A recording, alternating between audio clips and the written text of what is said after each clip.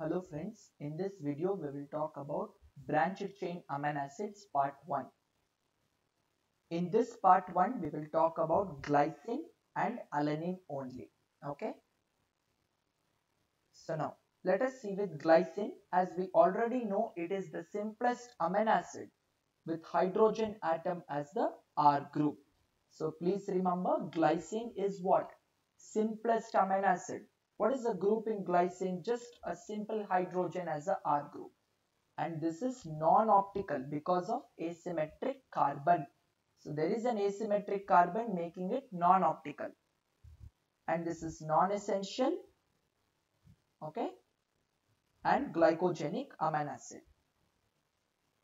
Now let us see with the formation of glycine from serine. Let's go into the metabolism. So how we are getting glycine? From serine. So serine, on serine hydroxymethyl transferase, THF2, N5N10 methylene THF will get glycine. Same goes with the catabolism also, the reverse step, glycine to serine back. Let us see with glycine from threonine. So threonine, on threonine aldolase. Please remember, whenever there is a aldolase, there is a cleavage. Okay? Or thiolase also, there is a cleavage. So threonine on aldolase, we will get glycine and acetaldehyde. Here glycine is important product. Now glycine cleavage system. So the glycine on decarboxylation will get amino methyl group. Now the methyl group is donated to whom? THF. Okay. And just like we saw in the glycolysis, there is a oxidized to reduced lipomide. Okay. Very similar to what we saw in the glycolysis. Okay. The enzyme methylene THF synthase. And here NAD plus NADH2 lipomide reductase. So we are getting ammonia and CO2. Now ammonia is ready to start urea cycle. So ammonia will enter the liver and get metabolized through the urea cycle. That is glycine cleavage system. Now what are the biologically important compounds? This is very important part of the glycine. Creatine and creatinine. Heme, the first step of heme. Why? Yeah, what is the first step? Glycine plus succinyl-CoA. We are getting delta amino levulinic acid. The first step of heme synthesis. And detoxification, as in glycine plus benzoic acid will get hippuric acid. Purine, the C4C5N7 of the purine ring. Then glutathione, it is an inhibitory neurotransmitter and it's part of protein, the alpha helix. Okay, so it's a part of the proteins. Let us see with creatine and creatinine. So glycine combines with arginine, which we are getting from urea cycle. Enzyme is transamidase. We will get guanidoacetate. How come guanidoacetate, you might be thinking? Very simple. What is happening? See, arginine is having guanido group. It will donate its guanido group to glycine. Okay, that's important. Now on transmethylation, please remember, whenever you are coming across transmethylation, you must mention SAM to SA. SAM as in S-adenosyl methionine, SA as in S-adenosyl homocysteine. Please mention this conversion. Very, very important. We will see again in the methionine also. We'll get creatine. Then creatine on kinase, ATP to ADP, phosphocreatine. Or you can write creatine phosphate. No problem. Either of the way is okay. Now phosphocreatine on dephosphorylation. So if we remove the phosphate group, we'll get creatinine. Even from creatine also, on dehydration, we are getting the creatinine. Okay. So let us see with some importance. Creatine is important in the muscle breakdown. In the muscle, the creatine is present in the phosphate form, the phosphocreatine. Okay. This is required for the exercising of our muscles. Okay. And creatinine, this is important for renal function tests.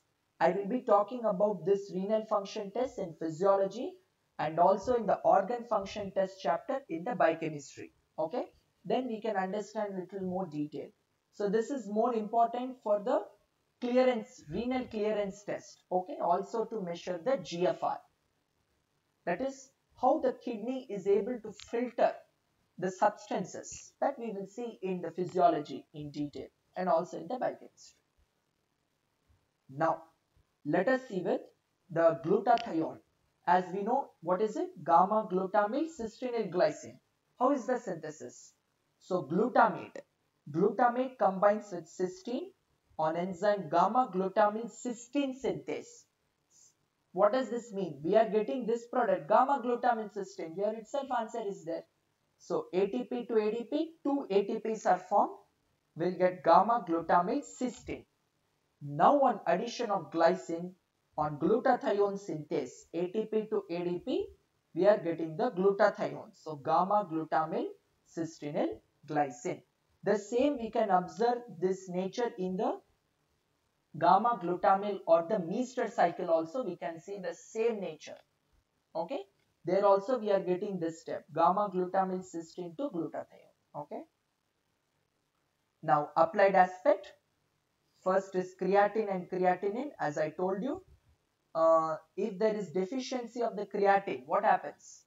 Creatinuria and muscle cramps. There is a muscle weakness and there is excess creatine in the urine. And the deficiency of creatinine, creatinine is used in the renal function test. I told you the renal clearance. We will be seeing that in the renal clearance. And then most important is primary hyperoxaluria. What is this hyperoxaluria? Urea is urine, oxal is oxalate stones, hyper is more. Excess oxalate stones in the kidney is called hyperoxaluria. Okay. What is the enzyme deficient? What is the enzyme? Glycine transaminase. We can observe this in hypervitaminosis C. So more of vitamin C also lead to oxalate stones. And B6 deficiency also will cause oxalate stones. And then one more condition, glycinuria, where glycine will be excess in the urine. And next, a small amino acid, alanine. So alanine is non-essential and glycogenic. Okay.